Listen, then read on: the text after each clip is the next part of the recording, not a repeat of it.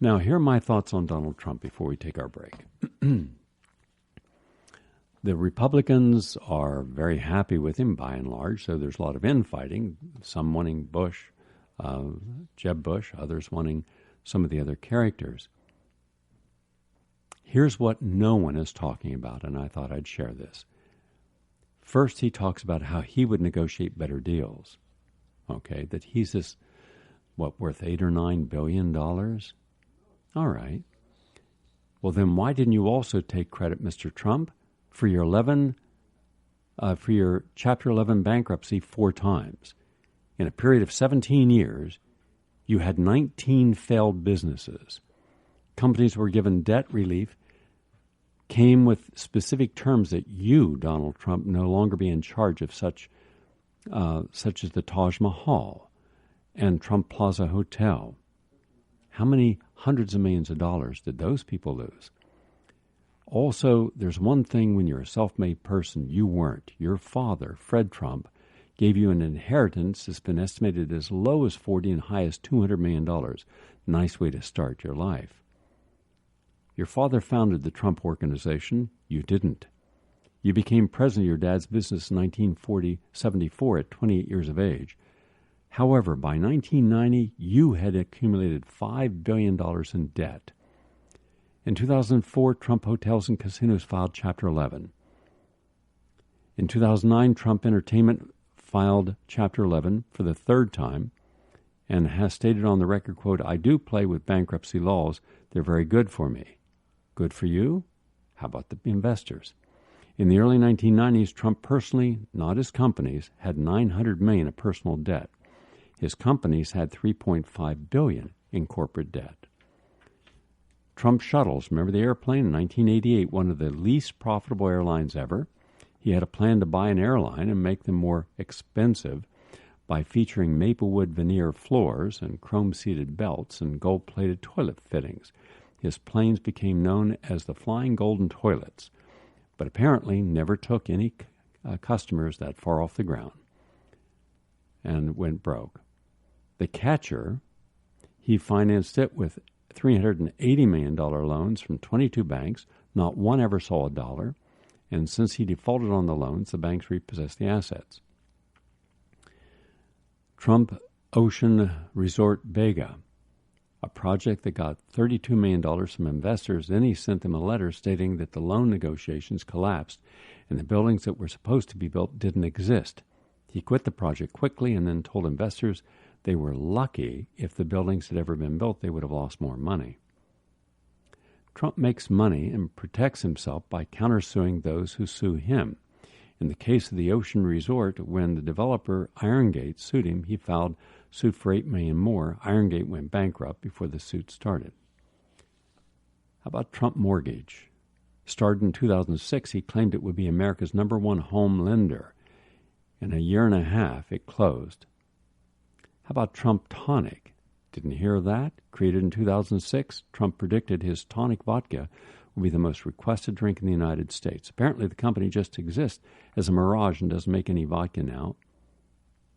How about the Deutsche Bank suit? Trump borrowed $640 million from Deutsche Bank to finance Chicago Trump Tower and Hotel. He kept a lot hidden from the bank on personal guarantees to others. So when the bank asked to be paid back, when the time came to back almost all of that amount, he sued them for $3 billion. When Trump fails in his businesses, he likes to claim force majeure, forces beyond anyone's control. This is why he said the housing market crash was literally an act of God. How about Trump Tower Tampa? 2006, you broke ground for a 50-store luxury apartment building in Tampa. Went bust quickly. How about Go Trump, launched in 2006, a travel power search engine to travel Trump style, was shut down in 2007. How about Trump the Magazine? 2007, his third attempt at a luxury magazine on lifestyle of the elite, folded in 2009. How about Trump University? Not much of a real school, just charges $35,000 for a gold seminar to impart Trump's secrets at success in business. Class action suits have been filed against it for misleading marketing claims. Attorney General of New York State opened an investigation into its deceptions. How about hubris over his worth? A New York Times author wrote that Trump only had $250 million, so Trump sued him for $5 billion. Whenever someone undervalues his worth, he aggressively responds and threatens suit. 2011, Forbes valued him at $200 million, but Trump argued he was worth 15 times as much. He threatened to sue a stockbroker who predicted the Taj Mahal casino would fail. How about the Ground Zero Mosque? He offered to pay $7.5 million to prevent a community center with a prayer room, not truly a mosque, from being built 5 full blocks from the Ground Zero. In 1989, he created Trump the Game Board for kids with his picture on the $50 million toy money. Like Monopoly, except all the properties in the game were his. Like he likes to complain that too much stuff is made in China and that there is no more manufacturing in the United States. He told Fox that China, quote, makes crap, but then his own clothesline, made in China and Bangladesh. On immigration, that's where he seems to be getting a challenge now. As usual, Trump has got his statistics wrong. Doesn't hurt, even when you're trying to become president, to have a little knowledge of facts, though none of our presidents now or previously have had any knowledge of truth on their side, but they're really very personable. For example, blaming immigrants for rape. Oh, as Bill O'Reilly did last night for a whole segment, lathering at the mouth, right, Bill? Because one guy committed a murder in San Francisco, you got to make that one guy who was arrested 5 times, and that it's a sanctuary city, you got to make that the whole cause. Did you look at any of the other murders that occurred? Who murdered whom? No. From the National Sex Offenders Public website, 56% of forcible rape suspects are white. 31% are black, leaving the remainder of other minorities, including Latino, as one of the least. In 2014, the University of Massachusetts study in the Justice Quarterly foreign-born, quote, individuals exhibit remarkably low levels of involvement in crime across their life course, end quote. So Sean and who's that strange-looking woman? I think, what was her name? Ann Coulter. Ann, you love to be quoted as an expert. I'm not sure on what, but you sure don't like these Latinos, do you? Well, why don't you take a look? They're the least likely to be committing crimes, according to the actual research. And, quote, from the Pew Research study, shows the same. Quote, crime among first-generation immigrants is significantly lower than overall crime rates of the second-generation and natives. From 2014 Northwestern University study, quote, there is essentially no correlation between immigrants and violent crime. Let me repeat that. Bill, quote, there is essentially no correlation between immigrants and violent crime. From 2008, Public Policy Institute of California, immigrants are underrepresented in California prisons compared to their representation in the overall population. That means that even though there are a lot of immigrants, they're not in prison because they're not committing crimes. 2008, University of California study, incarceration rates are among young men are lowest for immigrants, even those who are the least educated. So you say we're not getting the best and brightest from Mexico, so we're getting these rapists? Why aren't the statistics showing that? Why aren't our prisons filled with them? Of all people, Senator Ted Cruz came to Trump's defense on NBC Meet the Press. Boy, I wouldn't want him ever coming to my defense about anything. Trump also misquoted the Fusion article where he got his wacky idea. The actual article states that, quote, 80% of incidents of Central African girls and women being raped occur while they are en route trying to enter the United States. You got to understand how many countries they go through and how bad it is when you start off in El Salvador, you start off in Guatemala, you start off in any of the countries coming north. You're going thousands of miles, you're alone. It's not while they're in the United States. Many of corporate allies are now leaving him, including Univision, which dropped his Miss America pageant. NBC dropped his Miss USA pageant, Miss Universe, and The Apprentice. Macy's is going to stop carrying his Trump menswear. Of course, Trump claims he broke his ties with these companies first. Now, what's being left out of this whole picture that no one's talking about? NAFTA and Mexico. The idea was to push U.S. wages downward towards Mexico's and create new corporate rights in trade. Out of 20 Latin American countries, Mexico ranks 18th with growth of less than 0.9% annually since 1994.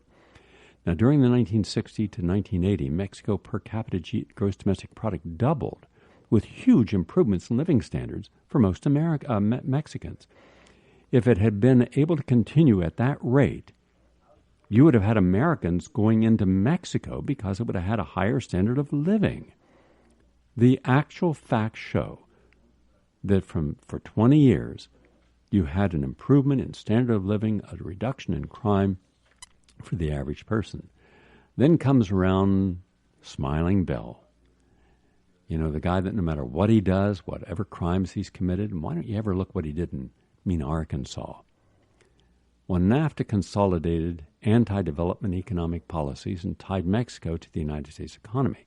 And for this reason, the stock market bust in 2000. And the small recession 2001 and the Great Recession 2008 had a bigger impact on Mexico than any other country in Latin America. And after the Great Recession is when the drug war escalated the most. NAFTA also contributed to the right-wing political parties taking control that have destroyed social programs, whereas in the rest of Latin America, with few exceptions, it has been the left that has contributed to economic rebound in Latin American countries that you're seeing today, except for Mexico. NAFTA flooded Mexico with U.S. subsidized corn that put millions of farmers out of work. And most of this today is GM corn. This led to about 2 million farmers migrating to the United States. And why not? We destroyed their livelihood. We destroyed their capacity to raise food, even for their families. And the U.S. and other Western corporations opened low-wage factories at the expense of unions and the environment. Again, this drove skilled workers to migrate to the United States. NAFTA eliminated 28,000 small and medium-sized Mexican businesses. There were almost 2.5 million illegal Mexicans within a year of NAFTA. By 2006, there were additional 8 million. So why isn't anyone crediting Clinton working with the Republicans to pass NAFTA, and that caused this increase? Do they not know history? Are they not scholarly enough to find the facts? Or is it inconvenient for their ideology and their hate-mongering? The fact is this. The Mexicans are today jobless. Mexico's poverty rate today is the same it was in 1994, 52%. NAFTA promised to lessen the wage gap between U.S. and Mexico workers. In fact, Mexicans earn less today than they did in 1994. So the Mexican political class and the high oligarchs, along with the Americans' political class and oligarchs, we sold out the American worker and we sold out the Mexican worker and family. NAFTA also ushered an orgy of environmental destruction. Agriculture that relies on fossil fuels, chemicals, and GMOs, and excessive water use is what we gave them. There was a large increase in mining activities. NAFTA led to the shortage and collapse of the Mexican peso when it went into effect in 1994. Investors were withdrawing money from Mexico, and Mexico was forced to use its foreign dollar reserves to pay investors. The peso lost 50% of its value in less than a year. We can also thank George Soros for shorting the peso. But don't expect anyone on the left to criticize George Soros. He's smart. He floods money, along with the Ford Foundation, the Rockefeller Foundation, to those in the media, including on Pacifica, and nary a negative word or truth about the real causes. And then the Zapatistas were correct in their predictions when they went public in 1994, the same year NAFTA went into effect. NAFTA, quote, is a death sentence. But why aren't we also looking at the war on drugs? The U.S. has worked with corrupt governments in Central Asia, Middle East, North Africa, the same as with Mexico. It was during President Felipe Calderón from the right-wing party aligned with the Washington consensus that the U.S.-Mexican drug war escalated. It has created the militarization of Mexican police forces, just as we have here. It has increased surveillance on ordinary citizens. The U.S. has used the drug cartels' theater of violence to justify the demonization of immigrants. It's estimated that in 2013, 120,000 people were killed in the drug wars, with an additional 27,000 missing. You can bet that those 120,000 are dead. We're talking about in Mexico. To date, about 100 politicians have been murdered, ones who wouldn't go along. And more reporters, more journalists are killed in Mexico last year than any other country in the world. But when did you see the journalists in the United States report on this and show the courage they have in Mexico, mayors of small communities that try to fight the drug cartels and end up beheaded? Not a word. Human rights groups are reporting that the Mexican government currently employs torture methods similar to those used by the CIA black sites, including waterboarding, asphyxiation in plastic bags, and suspension from limbs and forced nudity. And between 2008 and 2014, the U.S. Congress spent $2.4 billion to fight the drug cartels, including the Meridia Initiative, the security agreement between U.S. and Mexico. It is estimated that 70% of the guns and weapons in the Mexican drug war are from the United States. Also, what Mexico are you speaking about, Donald Trump and the fascist Fox network? Which exactly are you talking about? I go to Mexico. I speak with the people. As a journalist, I want to know the truth. I never pick up the New York Times. Always have a copy with you in case you get diarrhea when traveling. Outside of that, worthless.